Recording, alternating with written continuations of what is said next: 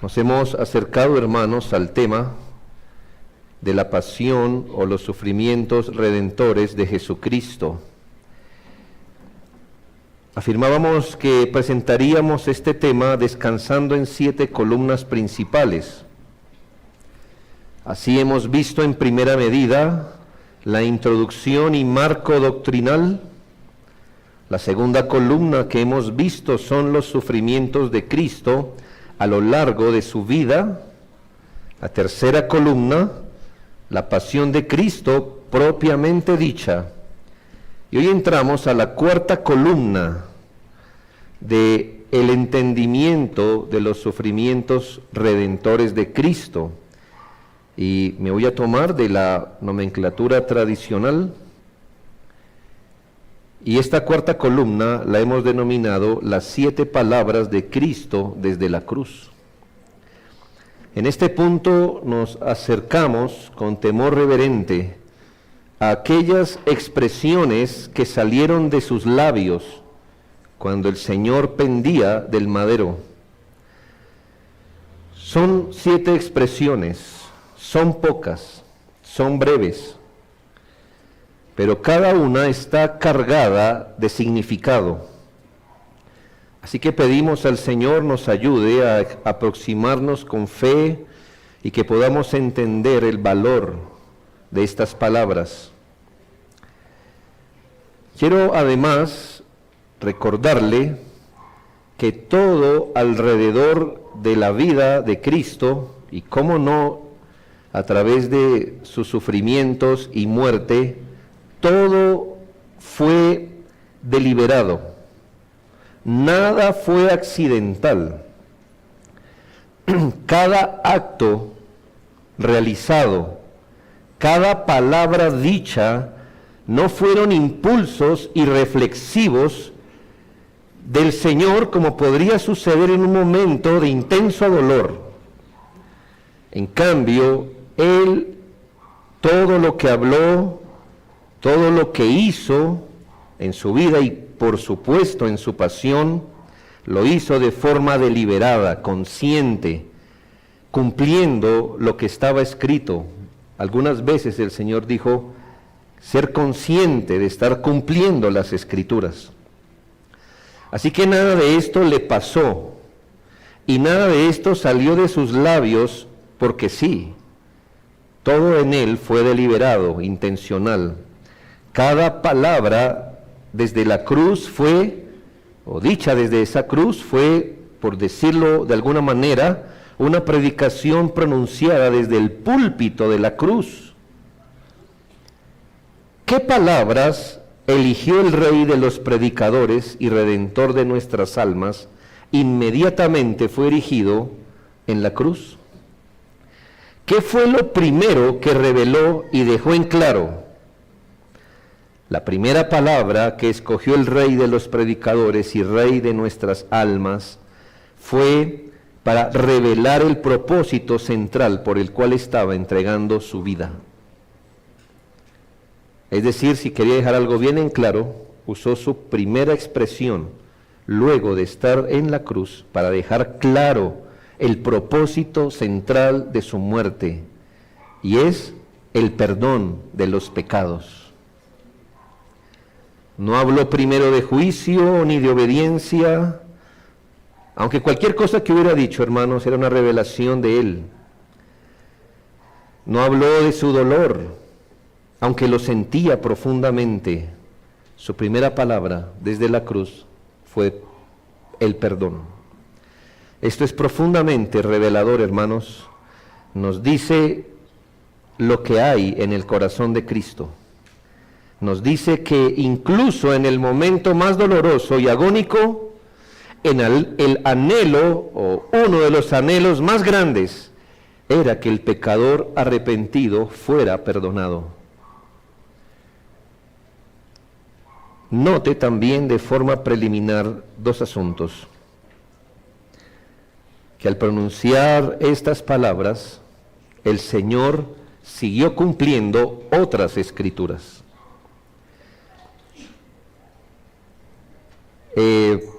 Hoy abunda el material para que usted esté al tanto de cuántas cosas Jesucristo había cumplido hasta aquí. Escrituras tras escrituras, como siguiendo un guión.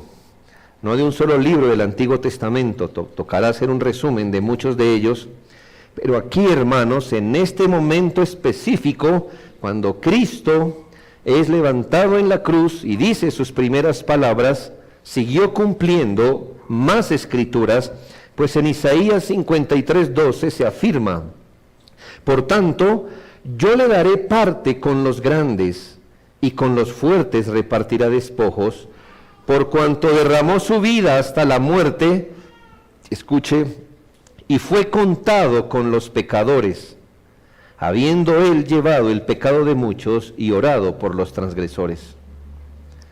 Pues, ¿qué estaba ocurriendo allí, hermanos? Que el Señor, usted acabó de leer en el Evangelio, el Señor fue levantado y al lado y lado unos malhechores, fue contado entre ellos, esto es, que fue contado como si fuera uno de ellos, pero además dice, y orado por los transgresores.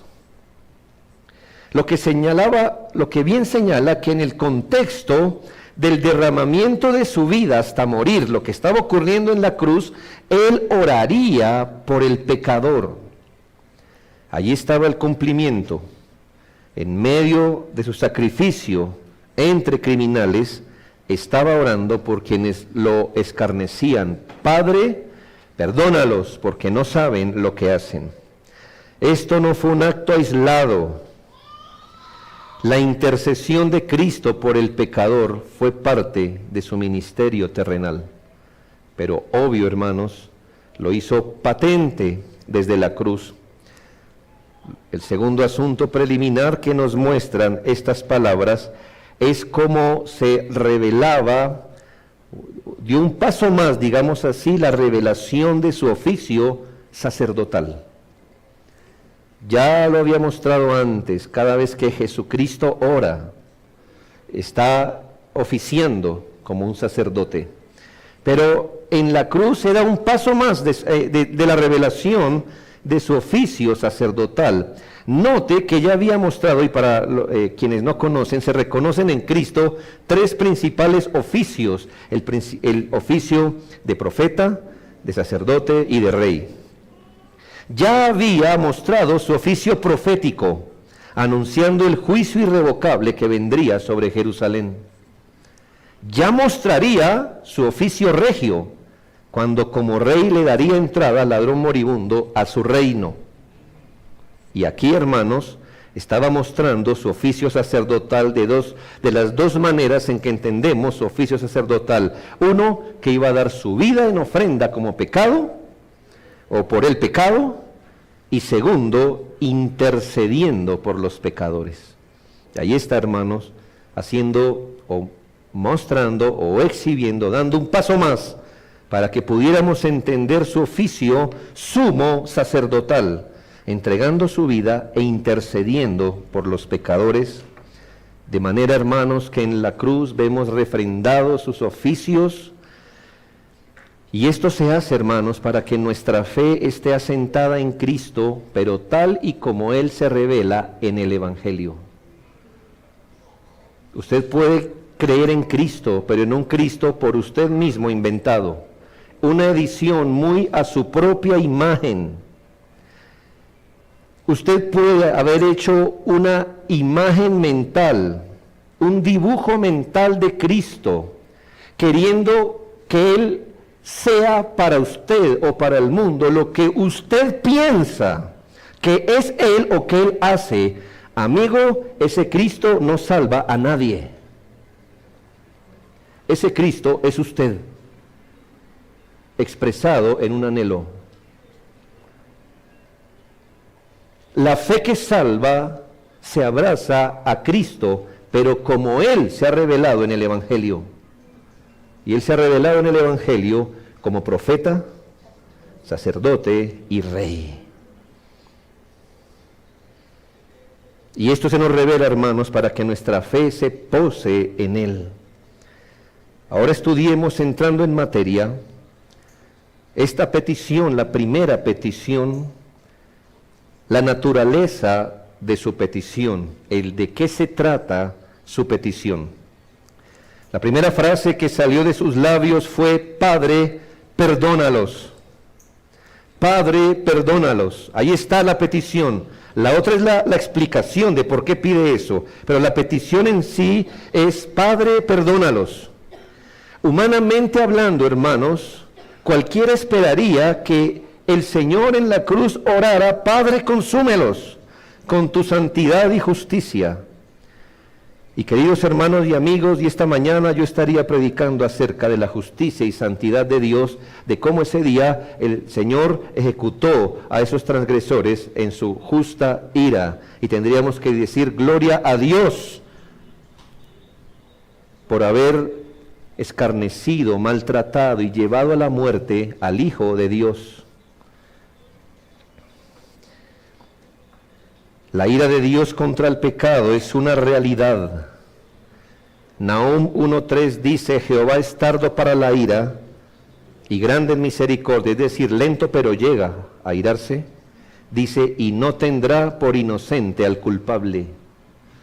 Querido hermano y amigo, no tendrá, ese Dios, sí, el Dios de la Biblia, no tendrá por inocente al culpable. ¿Eran culpables las personas que estaban delante de él escarneciéndolo, maltratándolo, llevándolo a la muerte? Por supuesto que eran culpables, y el Señor no tendrá por inocente al culpable. Por eso asombra que las primeras palabras de Cristo sea: Padre, perdónalos. En vez de pedir juicio inmediato, Cristo pidió perdón para quienes lo crucificaban y escarnecían. Pero, ¿qué significa perdónalos? Según el Evangelio, el perdón de pecados es el acto de Dios que en su libre gracia y por los méritos de Cristo libra al pecador arrepentido del castigo que él merece, y ya no lo trata conforme a sus pecados, sino conforme a la justicia de Cristo. Este es el perdón bíblicamente definido, el acto de Dios que en su libre gracia y por los méritos de Cristo libra al pecador arrepentido del castigo que merece, lo pasa por alto para no castigarlo según la justicia merece, no tratándolo conforme a sus pecados, sino conforme a la bondad, a los méritos de Cristo. Así Jesús estaba pidiendo que a estos pecadores, por pura gracia y en virtud de su sacrificio, no se les contara ese crimen, sino que fueran considerados bajo su justicia redentora. Lo que el Señor estaba pidiendo en la cruz no era una tolerancia superficial. Señor, haz de cuenta que nada de esto está pasando. No. El Señor está pidiendo que se les absuelva de forma real de este crimen. Que se los absuelva con ese perdón comprado con su sangre. En otras palabras, el Señor está haciendo una solemne petición: que a estos pecadores, por esa libre gracia de Dios y sobre la base de los méritos de Cristo, no les sea contado este mal, que sean eximidos de la obligación del castigo por haberle entregado y clavado en la cruz, escarneciéndolo. El Señor está pidiendo que ellos sean tratados sobre la base de otra justicia, porque a juzgar por la justicia de ellos, no tenían justicia, estaban cometiendo un acto injusto, no solo injusto civilmente, porque le demostré que fue una injusticia civil, sino la injusticia de llevar a la muerte al único santo que ha pisado esta tierra, el Hijo de Dios. El Señor está pidiendo que ellos no sean castigados, sino que sean tratados sobre la base de otro mérito o justicia, porque las suyas, las de estos hombres, no pueden merecer otra cosa que castigo. ¿Cómo un pecador pudiera justificar estar negando al santo y al justo y estar queriendo matar al autor de la vida? ¿Cómo decirle, eres inocente de esto? Es que ni civilmente era inocente, mucho menos delante de la justicia de Dios. ¿Qué está pidiendo el Señor? No los trates conforme esto. Pasa por alto este crimen, este pecado. Podemos entender entonces que esta es una petición de Cristo para que la gracia de la salvación fuera derramada sobre estos pecadores que no merecen sino el máximo castigo. Y esto sobre la base de su propio mérito, no el de ellos, pues jamás podrían excusar su pecado ni sus pecados, y mucho menos este pecado grave. Este es un clamor de misericordia de parte de Cristo, es un clamor de gracia para que al pecador no se le atribuya este mal ni su consecuencia, sino que sea considerado bajo la sangre purificadora de Cristo. Ahora bien, es muy necesario aclarar, siendo justos con la palabra de Dios y temerosos de Él, que la petición de Cristo no puede interpretarse como si implicara que ellos serían perdonados inmediatamente, remitidos en sus pecados, librados de su culpa, hicieran lo que hicieran. Estas palabras no pueden entenderse así, es decir, Padre, perdónalos, inclusive si se van de aquí pensando que hicieron bien, y si viven pensando que hicieron bien, aun si mueren pensando que hicieron bien. La petición de Cristo no puede ser entendida como perdónalos independientemente de la actitud con que vivan y mueran. Igual he pedido por su perdón, perdónalos, como si nada de esto hubieran hecho. No, hermanos, la Escritura nunca razona así. Las Escrituras jamás pueden ser quebrantadas. Y aunque el perdón es un acto de gracia divina, Dios mismo lo ha condicionado al arrepentimiento para con Dios y fe en Jesucristo. Escuche bien. Aunque el perdón es un acto de la gracia divina, Dios mismo lo ha condicionado, no fundamentado. Dios no ha fundamentado el perdón en el arrepentimiento, cuidado. El fundamento del perdón es el mérito de Cristo.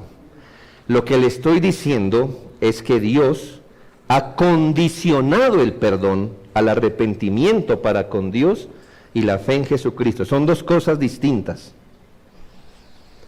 Así que fundamental y esencialmente somos perdonados por el mérito de Cristo sobre la condición de arrepentirnos y creer.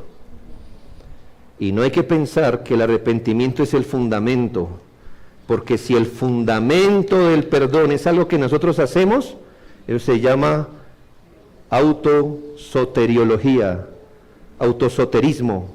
Usted mismo se salva sobre la base de lo que usted hace. No, el fundamento del perdón lo compró Cristo, pero el perdón, escuche, no es un don que le llega a la persona, quiéralo o no. El Señor, la palabra de Dios, condicionó el perdón al arrepentirse y creer. Hechos 3:19, así que arrepentíos y convertíos para que sean borrados vuestros pecados.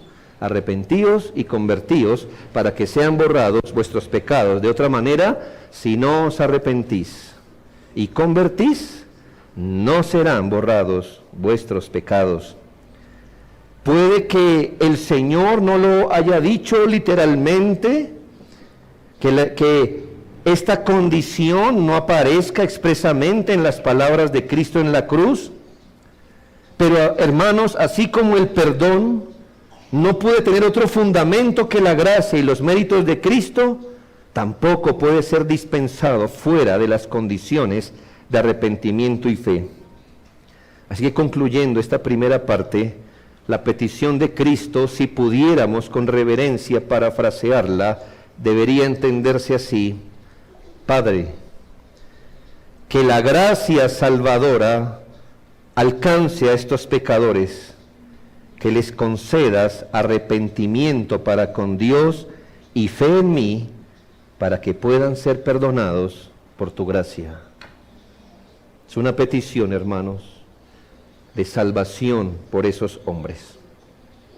Lo segundo que podemos notar de la expresión de Cristo fue la razón de su petición.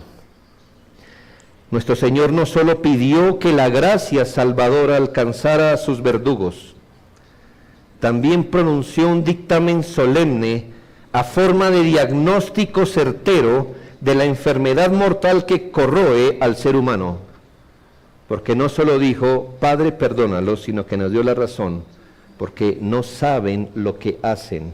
Esto es un diagnóstico terrible, no solo de esos pecadores, no se deslinde de eso, no diga, son ellos. Yo en cambio sí he vivido mi vida haciendo lo que correctamente las cosas. Yo sí sé lo que estoy haciendo. Aquí está el veredicto del médico de las almas. El pecado es un mal tan profundo que, según Cristo, ciega al hombre ante todo lo que es divino, ante todo lo que es de Dios. Que el hombre vive y se pasea en este mundo no sabiendo lo que hace.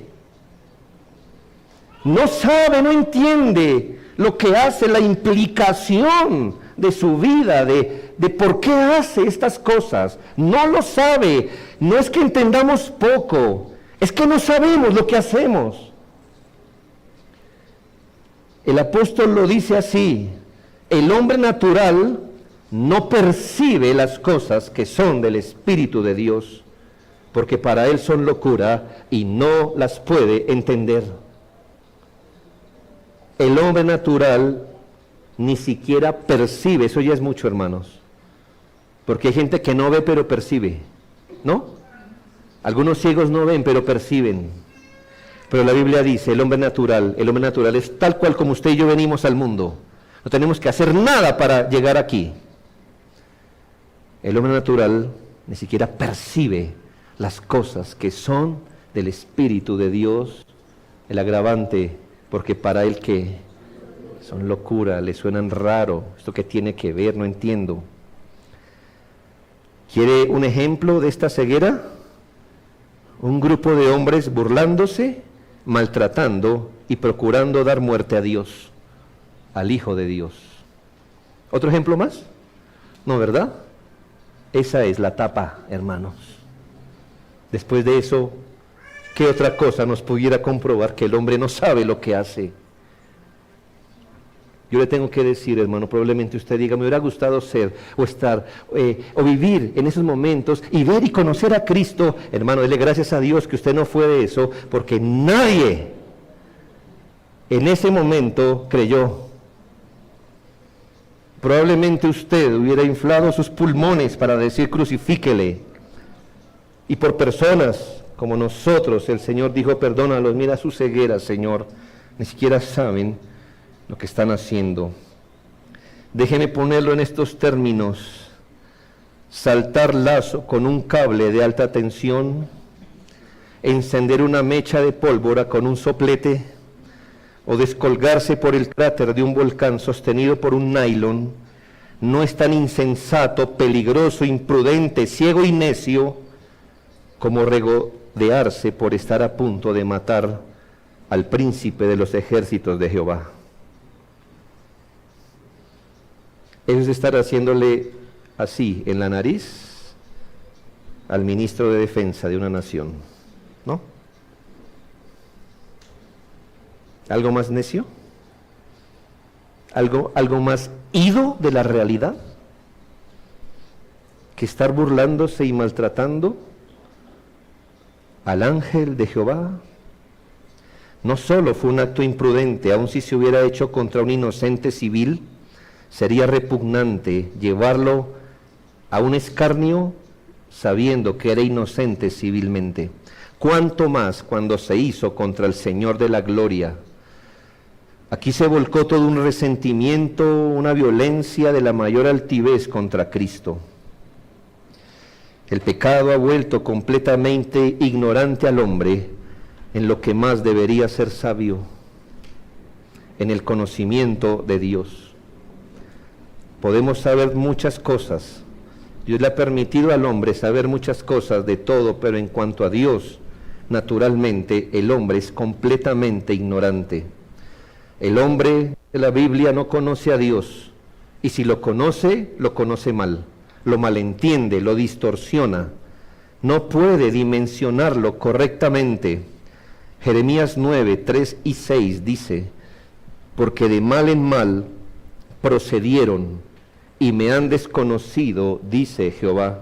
Versículo 6, su morada está en medio del engaño, por muy engañadores no quisieron conocerme, dice Jehová.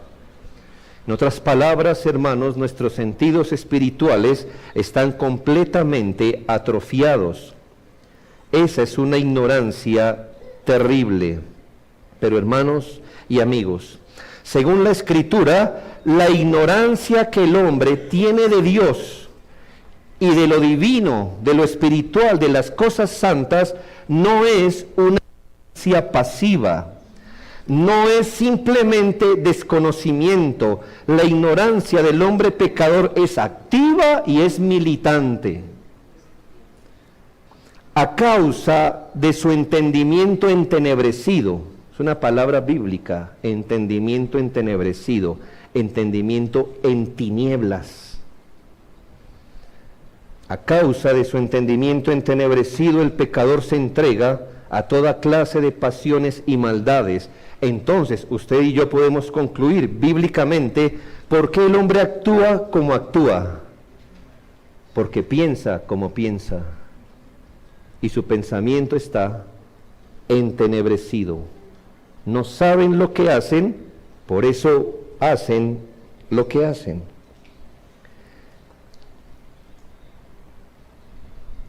El pecador se entrega a toda clase de pasiones y maldades, siguiendo el dictado de su naturaleza caída, y esto es así porque la ignorancia del hombre hacia Dios y hacia la voluntad de Dios es deliberada.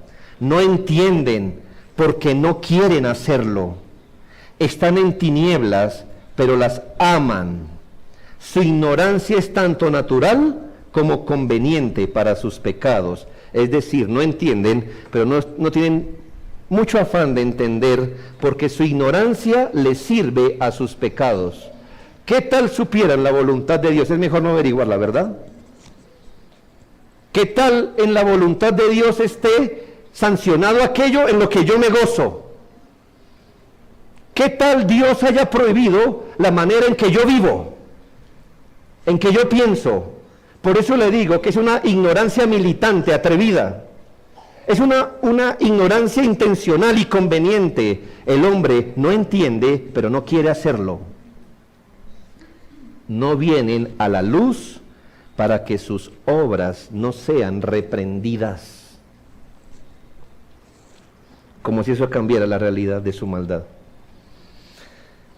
Pablo dice en Efesios 4, 17 al 19, que ya no andéis como los otros gentiles que andan en la vanidad de su mente. ¿Cómo andan los gentiles? Aquí gentiles en el contexto es aquel que no ha reconocido en Jesucristo el Salvador, que no se ha arrepentido de sus pecados. ¿Cómo andan los gentiles? En la vanidad de su mente. Pero ¿cómo está su mente? Dice, teniendo el entendimiento entenebrecido, ajenos de la vida de Dios por la ignorancia que en ellos hay, por la dureza de su corazón, los cuales, después que perdieron toda sensibilidad, se entregaron a la lascivia para cometer con avidez toda clase de impureza. ¿Alguna pregunta de dónde provienen las inmundicias a los que los hombres se dan? No, hermanos, de una mente entenebrecida, porque no saben, no entienden. Escuche bien, esta ignorancia es pecaminosa. No es como la ignorancia ingenua de un niño. Esta ignorancia es perversión, es vanidad, es insensibilidad espiritual, porque así es como el hombre pecador quiere vivir, alejado de Dios y satisfecho en su maldad. Por eso digo que la ignorancia por la que el Señor pidió perdón no era una ignorancia inocente. El Señor estaba pidiendo perdón por esa ignorancia culpable, voluntaria, cómplice del pecado. Es una ignorancia que huye de Dios, que le resiste, que le desprecia. Y si la ignorancia simple, llamémosla ignorancia simple de Dios, ya es inexcusable para condenar a un hombre, según Romanos 1:20, mucho menos lo será la ignorancia voluntaria que le es tan útil al pecador para seguir en sus pecados. Mire el ejemplo de Pablo en 1 Timoteo 1:13. Él dice, habiendo yo sido antes blasfemo, perseguidor e injuriador. Una hoja de vida terrible, ¿no le parece? Mas fui recibido a misericordia porque lo hice por ignorancia en incredulidad. Muchos piensan que aquí Pablo, es una forma errónea de interpretarlo, pero muchos piensan que Pablo aquí lo que estaba era excusando su proceder. Yo fui esto, pero es que lo hice por ignorancia. Y ya que el Señor miró que yo lo hice como ignorancia, ingenuidad, entonces Él me recibió a misericordia. Es completamente lo contrario lo que dice el texto. Él está afirmando lo que fue antes y está diciendo que fue recibido a misericordia porque de ninguna otra razón hubiera sido recibido a Cristo. ¿Sí me hago entender? Lo que él está diciendo es que su ignorancia pecaminosa lo llevó a blasfemar, injuriar y perseguir. Y para ser reconciliado con Dios no tenía otra esperanza que Dios le tuviera misericordia. Porque si no le tiene misericordia, lo hubiera tenido que tratar como Él es. Por eso Él da gloria a Dios por la misericordia. Porque si hubiera sido tratado sobre la base de su ignorancia y las obras que le siguen a su ignorancia, hubiera sido condenado. Así que debemos entender así la oración de Cristo con respeto, parafraseándola. Padre, extiende tu gracia salvadora sobre estos pecadores culpables de una ignorancia voluntaria y perversa, que han blasfemado, injuriado y escarnecido a tu Hijo. Porque si no es por tu misericordia, no habrá una sola razón para que los levantes de su miseria. Perdónalos por eso. Derrama tu gracia sobre estos hombres perversamente ignorantes, ajenos a la vida de Dios por la dureza que en ellos hay. Es que si no les extiendes tu misericordia, no tienen otra esperanza de ser levantados de su miseria. Aquí vemos que Cristo no excusa el pecado, sino que pide la única solución para el pecador, la intervención de la gracia salvadora y soberana sobre ellos. Tercero, lo que evidenció su petición. ¿Qué hemos visto hasta el momento, hermanos? La naturaleza de su petición: Padre, perdónalos. Luego, la razón de haber pedido tal cosa, porque no saben lo que hacen. Y tercero, lo que evidenció su petición, hermanos. Y al menos dos asuntos son evidentes aquí. Primero, el Señor evidenció su reconocimiento de la realidad del pecado, tanto en su dimensión objetiva como en su carácter de algo que debe ser castigado o perdonado. Déjeme explicarlo. Es que por ahí está la idea, hermanos, corriendo en algunas predicaciones antropocéntricas y fuera del Evangelio de Cristo y su sacrificio, que el Señor fue a la cruz para morir como un ejemplo. Hermanos, Cristo no murió para ser ejemplo de cómo debe morir un santo.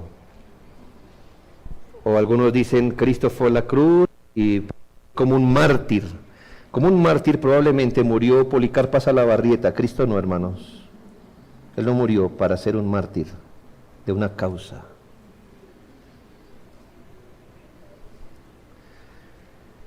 En la cruz, con las palabras, con las primeras palabras, el Señor nos está diciendo que reconoce la realidad objetiva de algo llamado pecado. Que algo así existe y que según su entendimiento o el pecado es castigado o perdonado. Esto derriba las falsas concepciones de por qué Cristo fue a la cruz. El hecho de que Él pida perdón por un pecado y por pecadores sitúa su muerte en el contexto de la justicia inflexible de Dios y de la necesidad de castigar el mal o bien perdonarlo sobre una base distinta y superior a la que el mismo pecador puede ofrecer. El hecho que Él pida perdón por el pecado y por los pecadores nos está mostrando la naturaleza de la cruz. ¿De qué se trata? De la justicia de Dios, de la necesidad o bien de castigar el mal o de perdonarlo sobre una base distinta o superior a la que el mismo pecador puede ofrecer. La conciencia divina de que estaba tratando con una transgresión, con un pecado que merece la justicia retributiva de Dios, fue claramente exhibida por Cristo en la cruz. Él era profundamente consciente que estaba lidiando, que estaba tratando a niveles superiores con el pecado no a nivel del daño que puede hacer horizontalmente. Él era consciente del pecado como algo hecho delante de Dios. Él mismo nos está dando el entendimiento que subyacía en su mente, en su alma pura, cuando estaba colgando en la cruz. Esto se trata de santidad, esto se trata de justicia, esto se trata de pecado. Cuando piensen en la cruz, no le hagan un corazón de peluche alrededor, piensen en una espada blandiéndose justamente por nuestros pecados.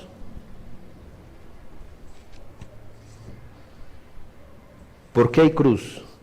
Porque hay santidad, hermanos. ¿Por qué hay cruz? Porque hay pecado. Por eso está una cruz y por eso está allí.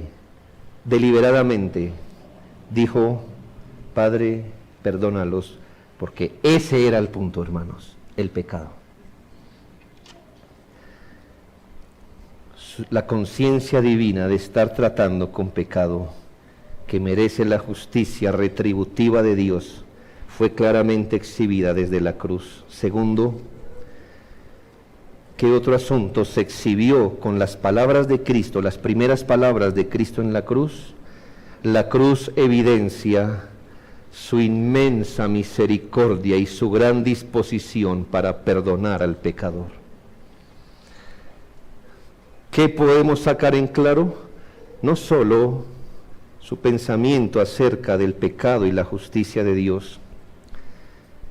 Con esas palabras y ese acto, o esas palabras en el contexto de ese acto, estaba evidenciando la inmensa misericordia de Dios, disposición para perdonar al pecador. En la cruz el Señor no solo declaró la gravedad del pecado, al mismo tiempo mostró la amplitud de su gracia, rogando al Padre que su gracia alcanzara incluso a quienes le escarnecían. Hermanos, algo nos queda claro de una persona si es hecho en su momento de más exigencia, ¿no cree? usted aprende lo que es más valioso de una persona cuando está siendo más exigida. Por ejemplo, usted puede saber lo más importante para alguien por lo que intenta salvar casi instintivamente en medio de un incendio o un terremoto. Con eso que sale bajo el brazo.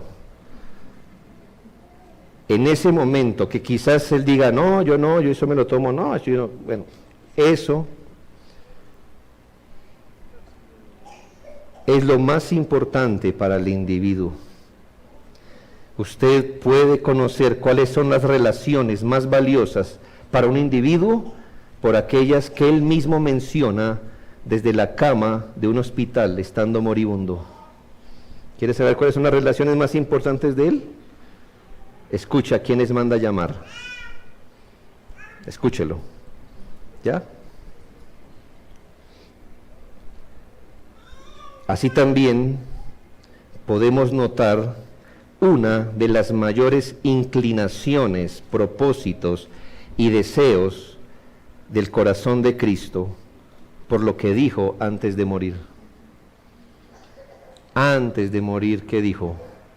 Padre, perdónalos.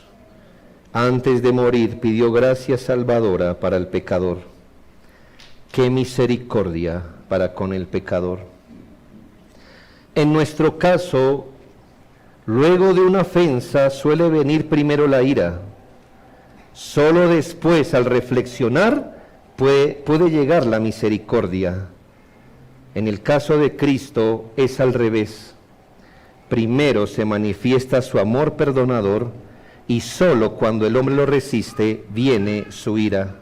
Porque está escrito, misericordioso es y clemente, tardo para la ira y grande en misericordia y que se duele del castigo. El Señor es lento para la ira y se duele del castigo, es presto para misericordia y se goza en perdonar. Aunque ambas cosas haga, castigar y perdonar, una lo hace con dolor en su corazón y la otra es el regocijo de su corazón. Y mostrar misericordia salvadora, derramar la gracia de la salvación, perdonar el pecado de quien no merece, eso pesa en el corazón del Salvador de una manera que nosotros a duras penas podemos entender. Pero así lo manifestó en la cruz, donde bien pudo haber dicho, Señor, sosténme, ayúdame a morir con fuerza, probablemente dando una pequeña petición para aliviar su dolor o su agonía. Cristo en la cruz pensó en el pecador, en el terrible estado de devastación espiritual en que el pecado lo había sumido y en la urgencia del perdón para que no fuera castigado eternamente. Él se duele del castigo, aunque castigue. ¿Qué imagen vio Cristo al frente? Una exposición terrible de lo que el pecado es capaz de hacer en un ser humano. La degradación moral y espiritual en la que nos dejó el pecado, el sumidero, hermanos, en que estamos por naturaleza. Y su corazón se conmovió y pidió urgentemente, Señor, sálvales, sálvales, perdónales. Queridos hermanos y amigos, ¿qué pudiéramos implicar de estas palabras? Estas palabras sin duda son un llamado a cada uno de nosotros, si me permite esta metáfora, para que no pasemos delante de esa cruz de forma inadvertida. Esta mañana le animo, le llamo en el Señor, para que al considerar esto, como si pasáramos delante de esa cruz, jamás pasemos de forma inadvertida. Que el Espíritu de Dios aplique en nosotros, según nuestra necesidad y caso, aquellas palabras que dijo cuando fue levantado en esa cruz redentora, 3 implicaciones sencillas y obvias. Primero, si Cristo ofreció su perdón a los pecadores por su más grande crimen, ¿podemos dudar de su disposición real para perdonar cualquier otro pecado, hermanos y amigos? Entienda, por favor, esta implicación. Si Cristo ofreció perdón por el más grande crimen realizado en esta tierra, si Él pidió perdón, pidió que la gracia salvadora alcanzara a aquellos individuos que cometieron el peor crimen que esta humanidad haya presenciado, ¿podemos dudar de su disposición real para perdonar cualquier otro pecado? Y eso ya es decir, hermanos, porque nuestra humanidad desde sus inicios ha registrado tremendos crímenes. Nuestra tierra, no solo nuestra Colombia, nuestra tierra, nuestro mundo, ha sido un campo que ha chupado la sangre de muchos. ¿Piensa que Hitler fue el mayor? Pues no. A un hombre se le adjudican más o menos 45 millones de muertes bajo su dictadura. Eso quiere decir que una cantidad igual a Colombia fue asesinada o llevada a la muerte por guerra, hambruna, justicia, en un solo gobierno. Eso ya es decir, hermanos. Pero, hermanos, el peor crimen fue cuando un grupo de hombres ciegos llevaron a la cruz al autor de la vida, al Hijo de Dios, a Dios mismo, al Dios Hijo. Si el Señor ofreció perdón para eso, ¿dudaría usted de la disposición que tiene Cristo para perdonar cualquier otro pecado? Piense en esto: si en el momento más oscuro de la historia humana, cuando los hombres cometieron el más atroz de los pecados, crucificar al Hijo de Dios, Él pronunció palabras de perdón, ¿habrá pecado que quede fuera del alcance de su gracia? Salvo la blasfemia contra el Espíritu, no hay pecado que la sangre de Cristo no pueda perdonar a un pecador que se arrepiente. Usted en su pecado puede haber ido muy, muy lejos. Usted en su pecado puede haber descendido muy, muy bajo y estar muy, muy extraviado, pero no ha ido tan lejos de manera que el perdón de Cristo no lo pueda alcanzar. Él vino a buscar y salvar lo que se había perdido. No sé qué lo ha traído a usted esta mañana, querido amigo. Trato de calibrar su mirada y logro ver en algunos de ustedes que otra vez han venido. Por algún motivo que no sabemos, están otra vez entre nosotros, pudiendo estar en otro lugar, pero no están en Cristo.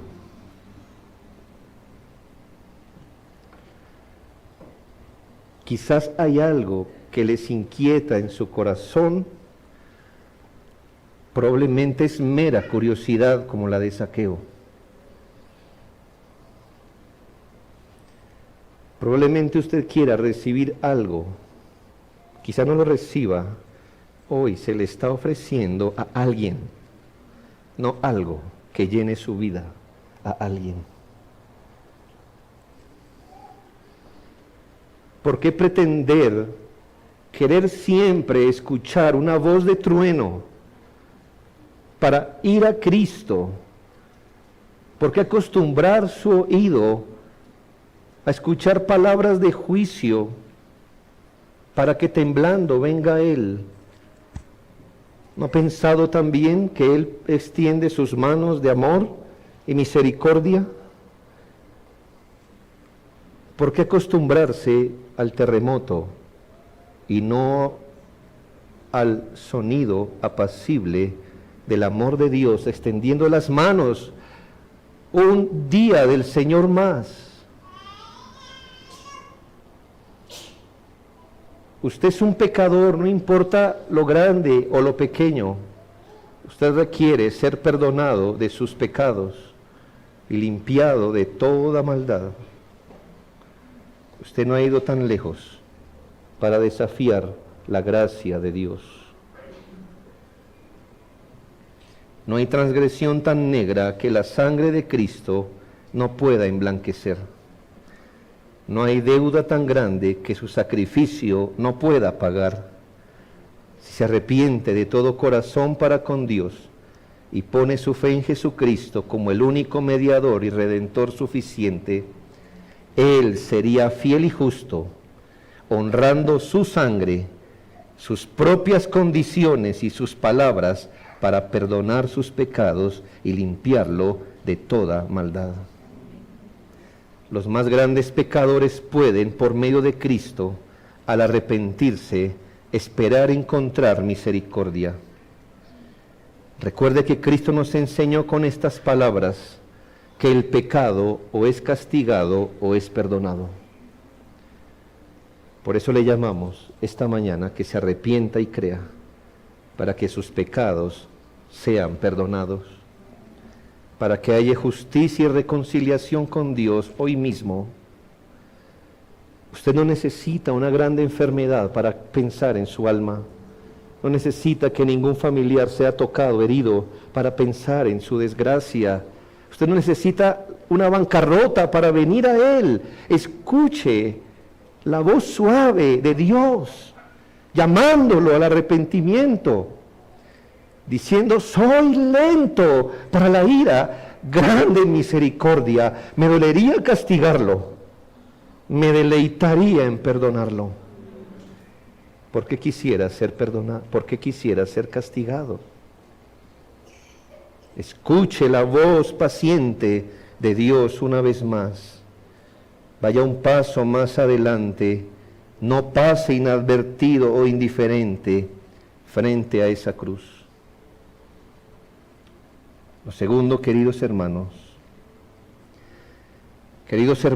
en la fe, considere esto: si el Señor en la cruz rogó, intercedió por quienes le escupían, le maldecían y le traspasaban, es decir, sus enemigos, ¿cuál será su intención para con los redimidos?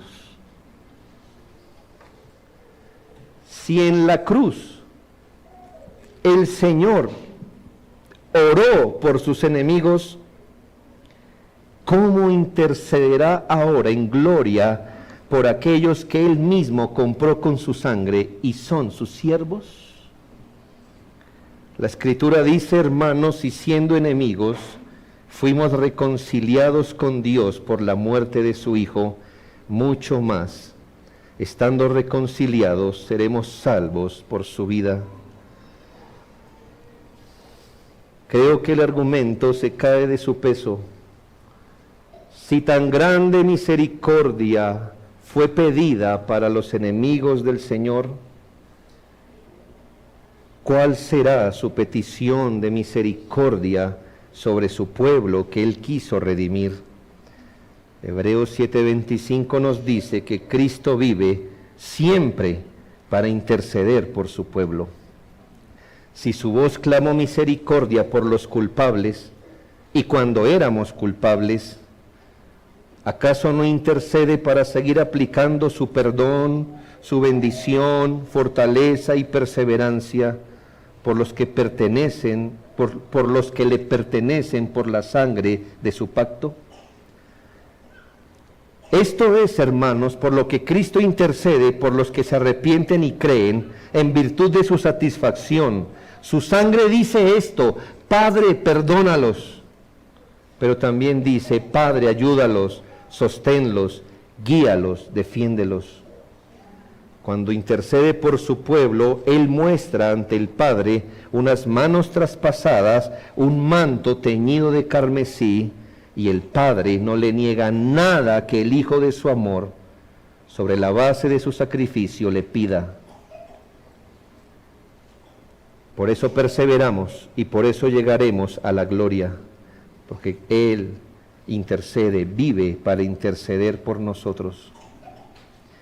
Finalmente, hermanos, quizás de otro carácter, pero en la misma dirección, si el único justo, Cristo, manifestó su disposición perdonadora y además nos enseñó esa misma disposición a través de un precepto,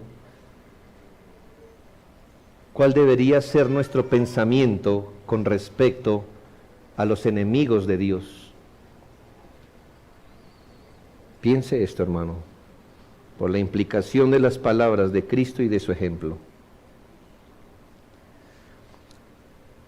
El precepto, recuerde lo que Él enseñó por precepto. Mateo 5, 44, 45. Amad a vuestros enemigos, bendecid a los que os maldicen, haced bien a los que os aborrecen, y orad por los que os ultrajan y os persiguen, para que seáis hijos de vuestro Padre que está en los cielos. Él dio el precepto, Él nunca cayó por debajo de su precepto. Lo honró. ¿Qué hizo en la cruz, hermanos? Sino bendecir a los que le maldecían, hacerles bien a los que los aborrecían, y orando por los que lo ultrajaban y lo perseguían. Esto nos enseña, hermanos, que si aún no pudiéramos hacer nada más por un enemigo de Dios, deberíamos ser fervientes en nuestra oración por ellos, pidiendo que Dios les perdone sus pecados a través del arrepentimiento y la fe. Nuestro deseo es para todos como cristianos, mayormente para aquellos que se han puesto como enemigos acérrimos de Dios, enemigos de su iglesia, enemigos de su evangelio, incluso los que han cometido pecados contra nosotros, debería ser: extiende tu gracia salvadora, sálvales. Que su gracia derramara sobre ellos arrepentimiento y fe. El mejor bien que le pudiéramos hacer al que mal nos hace es orar y promover su mayor bien, el cual se encuentra solo en su reconciliación con Dios mediante Jesucristo. Cambiemos rabia, resentimiento, malos deseos por oraciones y anhelos, que ellos, al igual que nosotros, pecadores, sean redimidos y un día juntos podamos alabar al Cordero inmolado. Esto refuerza el mandato, porque si Cristo, el Santo, el Justo, el Cordero sin mancha, oró por quienes le clavaron en la cruz, ¿qué enemigos podríamos tener nosotros que no estemos obligados a amar y por los que no estemos obligados a orar? ¿No puede hacer más? Ore. Estas implicaciones nos dejan sin excusas. La cruz no solo nos muestra lo que Cristo hizo por nosotros, sino lo que espera de nosotros. Y oramos que Dios nos ayude a ser discípulos suyos aún en esto. Oremos.